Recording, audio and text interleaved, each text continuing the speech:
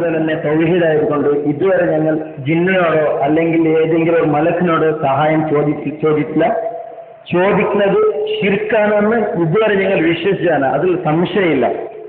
പക്ഷേ ഇതൊരു ചോദ്യമാണ്. എന്താ പറഞ്ഞാൽ ഈ പൗത്ര സന്ദേശം വരെ കഴിഞ്ഞ ലക്കത്തിൽ ഇത് സത്യമാണോ അല്ലെങ്കിൽ ഇത് ആരോപണമാണോ നിങ്ങൾ പറയണം. ನಿರ್ಜನ ಪ್ರದೇಶത്തിൽ ಅದೇ ವಿಜನ ಪ್ರದೇಶത്തിൽ ಸಂದಿಗ್ಧ ಪರಿಸ್ಥಿತಿಯಲ್ಲಿದ್ದಾಗ ಜಿನ್ನುಗಳೊಡನೆಯೂ ಮಲಕುಗಳೊಡನೆಯೂ ಸಹಾಯ ಯಾಚಿಸಬಹುದು, ಅದು ಶಿರ್ಕಾಗದು. ജക്കരിയ സലായി ഇങ്ങനെ പറയുന്നത് വിജന പ്രദേശത്തിൽ കുടുങ്ങിയാൽ ജിന്നുകളോടോ അതല്ലെങ്കിൽ മലക്കുകളോടോ സഹായം ചോദിക്കാം, അത് ശിർക്കല്ല എന്ന് ജക്കരിയ സലായി പറയുന്നു എന്ന് ഈ പേപ്പറിൽ വന്നത്.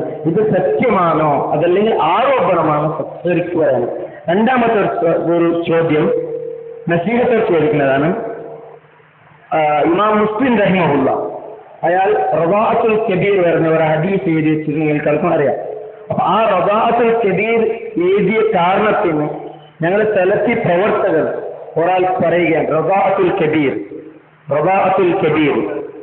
അപ്പോൾ ആ ഹദീസ് എഴുതി വെച്ച കാരണത്തിന് ഞങ്ങൾ സലഫി പ്രവർത്തകർ ഒരാൾ പറയാം അയാൾ എന്തൊക്കെ എഴുതി വെച്ചതാണ്. ആ റവാഅത്തുൽ കബീർ എഴുതി വെച്ച ആ ഹദീസ് എഴുതി വെച്ച കാരണത്തിന് ഇമാം മുസ്ലിം എന്റെ മുമ്പിൽ വന്നാൽ ഞാൻ അവന്റെ മോന്ത അടിക്കുമെന്ന് വരെ പറഞ്ഞ ആൾക്കാർ നിങ്ങൾ എന്താണ് നസീഹത്ത് ചെയ്യുന്നത്? അപ്പോ ഒന്നാമത്തെ ചോദ്യത്തിന് ഞാൻ നേരത്തെ വിശദമായി മറുപടി പറഞ്ഞു കഴിഞ്ഞതാണ്. ഒന്ന് ജബ്ബാർ മോലിയുടെ വാദം ഞാൻ പറഞ്ഞു. വിജനപ്രദേശത്ത് ഉണ്ടായേക്കാനിടയുള്ള മലക്കുകൾ ജിന്നുകൾ അവരുടെ പകൽ വെളിച്ചത്തിൽ വിജനമായ മരുഭൂമിയുടെ വഴിയറിയാതെ നടന്നു നീങ്ങുന്ന ഒരാൾ പരിസരത്ത് ആരെയും കാണുന്നില്ല, ഇവിടെ എന്റെ ശബ്ദം കേൾക്കുന്ന ആരെങ്കിലും മനുഷ്യൻ മലക്ക് ജിന്ന് എന്നെ സഹായിക്കട്ടെ എന്ന് നിലച്ച് പടപ്പുകൾ എന്നെ സഹായിക്കണേ, എനിക്ക് വഴി കാണിച്ചു തരണേ എന്ന് ഉച്ചത്തിൽ വിളിച്ചു പറയുന്നുണ്ടെങ്കിൽ അഭൗതികമാകത്തുന്ന സഹായതേട്ടം അതിലില്ല എന്ന് നമ്മുടെ ജബ്ബാർ മൗലവി എഴുതി വെച്ചതും, അതുപോലെ തന്നെ അതിന് മുമ്പ് രാത്രിയുടെ ഇടയിൽ തപ്പിത്തടഞ്ഞു നീങ്ങുന്ന ഒരാൾ തന്റെ തൊട്ടടുത്ത് ശബ്ദം കേൾക്കുന്നു, ആളെ കാണുന്നില്ല, തന്റെ മുമ്പിലുള്ള ഈ ശബ്ദത്തിന്റെ ഉടമ ജിന്നായിരിക്കാമെന്ന വിശ്വാസത്തിൽ എന്നെ ഒന്ന് സഹായിക്കാമോ, ഒരു വെളിച്ചം തരാമോ എന്ന് ആവശ്യപ്പെട്ടാൽ അത് അബോധികമോ കാര്യകാരണ ബന്ധത്തിനപ്പുറമുള്ളതോ അല്ലെങ്കിൽ സൃഷ്ടികളുടെ കഴിവിൽപ്പെടാത്ത നേടുകയല്ല, ആ സഹായത്തിന് ചുരുക്കുമല്ല എന്ന് ജബ്ബാർ മൗലയുടെ വാദത്തെ ന്യായീകരിച്ചുകൊണ്ട് അദ്ദേഹം പറയുന്ന തെളിവ് ഹാജറ ബീവി ആരോട് ചോദിച്ചിട്ടുണ്ട്? മലക്കിനോട് ചോദിച്ചതുപോലെയാണ് എഴുതിയത്. അത് ഒരാള് തേടാമെന്നുണ്ടെങ്കിൽ മനസ്സിലാക്കിയിട്ടാകും എഴുതിയിട്ടുണ്ടാവുക. തേടാം എന്ന് ചോദിച്ചാൽ ജബ്ബാർ മൗലവി പറയുന്നതും, ജിന്നിനോട് സഹായം തേടാമോ എന്ന് ചോദിച്ചാൽ ജബ്ബാർ മൗലവി പറയുന്നതും ജക്കരിയ മൗലവി പറയുന്നതും തേടാമെന്ന് എനിക്ക് വാദമില്ല, തേടണമെന്ന് എനിക്ക് വാദമില്ല, തേടേണ്ടതാണെന്നും വാദമില്ല, തേടിയാൽ ശിർക്കല്ല എന്നാണ് അവർ പറഞ്ഞുകൊണ്ടിരിക്കുന്നത്. ഇത് തെളിവ് കൊണ്ടുവരുന്നത് തേടാം എന്ന് പറയുന്ന രൂപത്തിലുള്ള തെളിവാണ് അവർ കൊണ്ടുവരുന്നത്. ഇതിനകത്ത് വൈരുദ്ധ്യമുണ്ട്, തെളിവില് വൈരുദ്ധ്യമുണ്ട്. രണ്ടാമത്തെ അദ്ദേഹത്തിന്റെ ചോദിച്ചുള്ളത് റളാത്തുൽ കബീർ വലിയ ആൾക്ക് മുല കുടിക്കുക, അതല്ലേ? വലിയ ആൾക്ക് മുല കൊടുക്കുക എന്ന് പറയുന്ന ഹദീസ് മുസ്ലിമിലുണ്ട്. ഒരു പക്ഷേ ആ ഹദീസ് അറിയാത്ത ആളുകളെ സംബന്ധിച്ചിടത്തോളം ചിലപ്പോൾ പരിഹാസം തോന്നിയേക്കാം.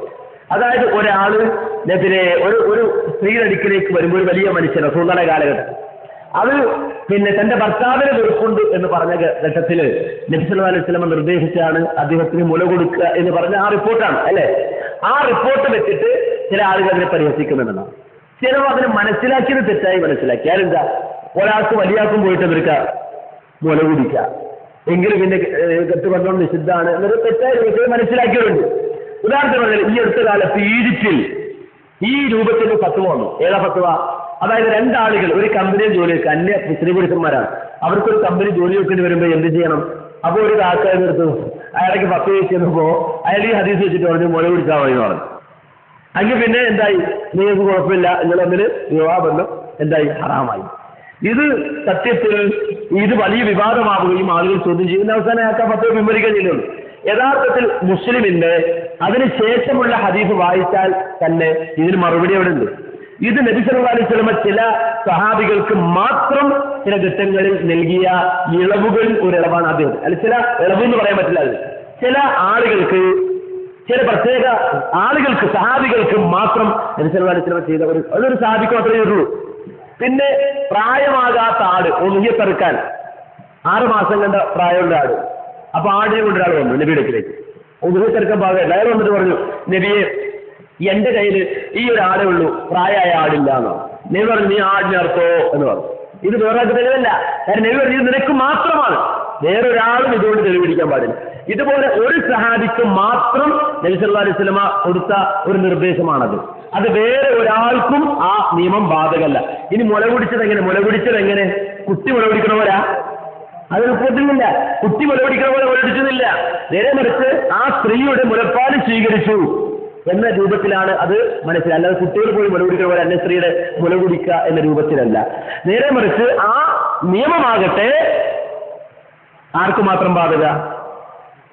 ആ സഹാബിയല്ലാത്ത വേറെ ഒരു സഹാബിക്കും ബാധകമല്ല. ചില ആളുകൾ ഇത് അറിയാത്ത ആളുകളുണ്ട്. ഇതുപോലുള്ള ഹദീസുകൾ കേൾക്കുമ്പോൾ എന്താണ് അതിന്റെ നിജാവസ്ഥ എന്നറിയാതെ അവർ സ്വന്തമായിട്ട് അത് ചിന്തിക്കും. ചിലപ്പോ ഒരാള് പോയിട്ട് വേറെ സ്ത്രീയുടെ മുല പിടിക്കുമെന്ന് പറയുമ്പോൾ അവർ ഇതെന്ത് തോന്നുക എന്നൊക്കെ സ്വാഭാവികമായിരുന്ന പ്രതികരണം, ആ പ്രതികരണം ആയിരിക്കാൻ ചിലപ്പോ അറിയുമ്പോൾ ചിലപ്പോൾ അത് മനസ്സിലാക്കി തിരിച്ചു വരിക്കും.